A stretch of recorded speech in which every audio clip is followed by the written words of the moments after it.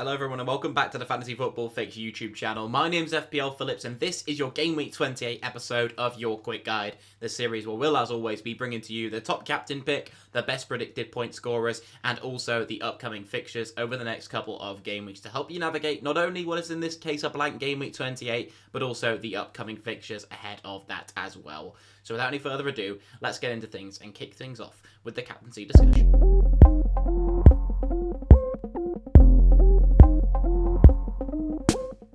And it's going to be a very interesting one this week. Without Erling Haaland in contention at all due to the fact that Manchester City blank, there really isn't an obvious standout captaincy option. But I think the closest you can get to a standout is going to be Harry Kane, and we've compared him alongside three other players in Bukayo Saka, Ollie Watkins, and then Ivan Toney.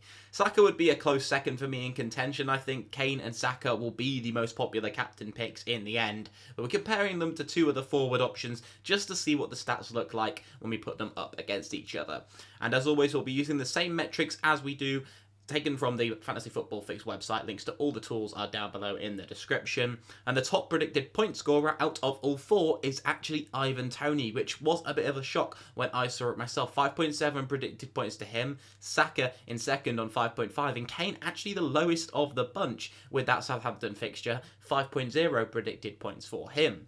When we look at live ownership, so this isn't taken from all teams, it's not the total ownership across FPL, it's the live ownership of teams that are actually being engaged with every week, so it gives a more accurate representation. We see that Watkins is the lowest owned, so he could be the more differential option as Aston Villa go up against Bournemouth at home. So it could be a tasty option there, and I know a lot of people are considering selling someone like Erling Haaland to Ollie Watkins for this week in the plan of getting Erling Haaland back in for another forward option, most likely around game week 30.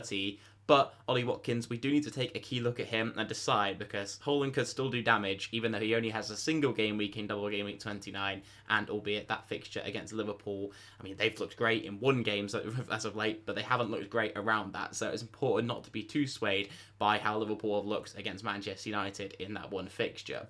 Anyways, Ollie Watkins has also got the best fixture on paper, 1.68 expected goals conceded per 90 for his opponents. In second for that's going to be Ivan Toney, and third is Bukayo Saka, and Harry Kane with the toughest fixture of the bunch away at Southampton. Their underlying data when it comes to defensive units actually isn't too bad at all, as you can see, 1.31. Compared to the other teams at least, that's not too bad of a score.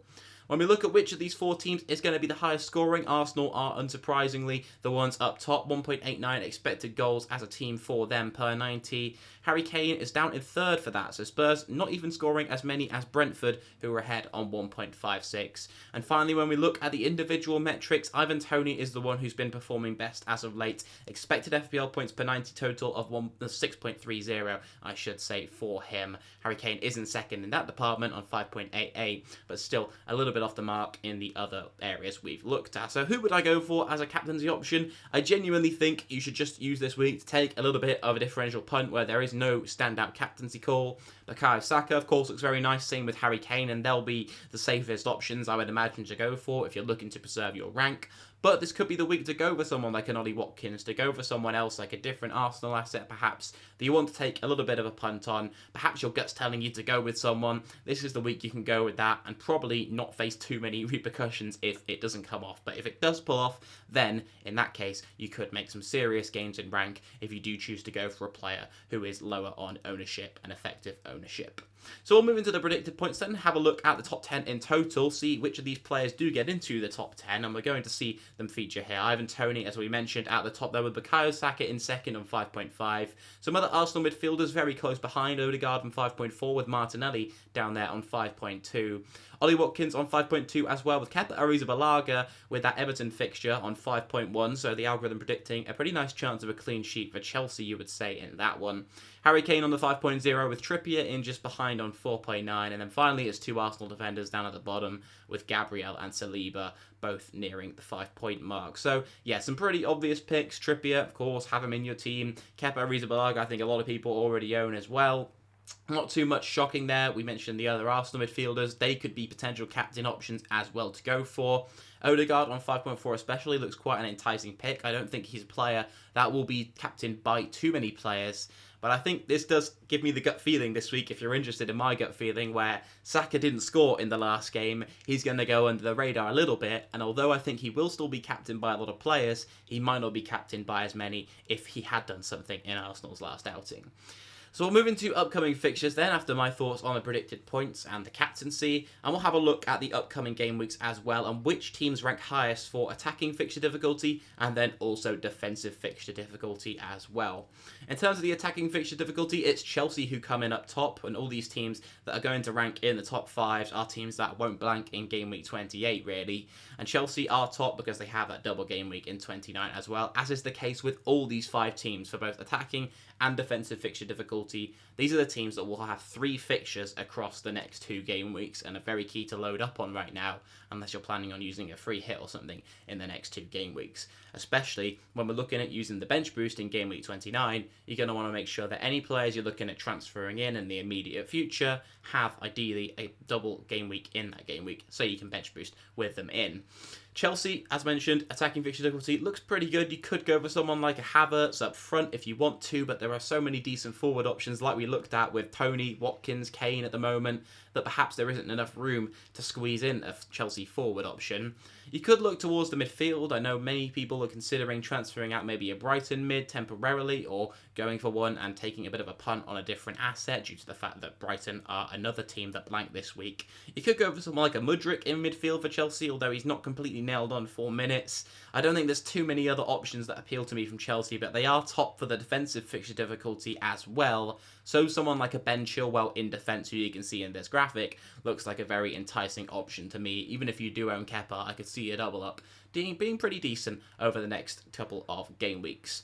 In second, it's going to be Aston Villa for the attacking fixture difficulty. We saw Ollie Watkins there as the forward option of choice, and he's been in fine form recently, scoring a hell of a lot of goals in his most recent games. There could be a few midfield options to look at as well, perhaps Emiliano Buendia or someone like that in the midfield, if you're looking to take a bit more of a punt, or as mentioned, if you don't have space to move in another forward option and you instead want to make a change into your midfield. But Bournemouth are there in the attacking fixture difficulty as well. Nottingham Forest too. I think Brennan Johnson and Gibbs White would be my picks from there. Perhaps no one from Bournemouth, Solanke, who I'd be considering, but Nottingham Forest, Brennan Johnson, another forward option I know, but one that does look really good and I think could be a very nice differential option. I know the fixture this week against Newcastle isn't going to be that kind, but in game week 29, Nottingham Forest have one of, if not the best double game week that you can have in that game week there. And then finally, Newcastle for the attacking fixture difficulty. You could consider bringing someone like an Almiron back into your midfield if you're looking to make the switch there. And you can compare all these players I'm mentioning using the tools on the Fantasy Football Fix website. The links to those tools are down below in the description as mentioned. Over on the defensive fixture difficulty bar, Chelsea, we've got Leeds coming in, who, to be honest, I wouldn't touch. Aston Villa, maybe a bit more. There are some fullback options who I find a little bit tempting from Villa. Matty Cash is the most nailed over on that right-hand side, but Alex Moreno also looks very exciting. The only problem is it seems to be a bit of a toss-up at the moment who is starting in that left-back role. Whether Emery's now made his decision and Alex Moreno is going to be the pick, I prefer him to Cash if he is, but if not, then take the safe option probably. Get those minutes under your belt, especially if we're looking to bench boost next week. We want players who we kind of know are going to play so we can capitalise and get all the points on our bench boost. Nottingham Forest, again, making it in. I'd be looking more at their attack than looking at their defence, to be honest. And then finally, Leicester as a defensive unit. So Ward in goal as your backup keeper looks pretty good over the next couple of weeks is all I'd take from that. Wouldn't be bringing in any Leicester outfield defenders. But yeah, that's going to wrap up my thoughts on the Game Week 28 and what's going on with the captaincy, the predicted points, and also the upcoming fixtures over the next couple of game weeks. Let me know if it was helpful down below in the description, and tell me what transfer plan you're thinking of making this game week so that I can help you with some feedback if you would like it down below in the comments. Thank you always as tuning in. Make sure to subscribe if you're new to the Fantasy Football Fix YouTube channel. Drop a thumbs up if you did enjoy, and I will catch you all for Eddie versus the algorithm very soon. Goodbye.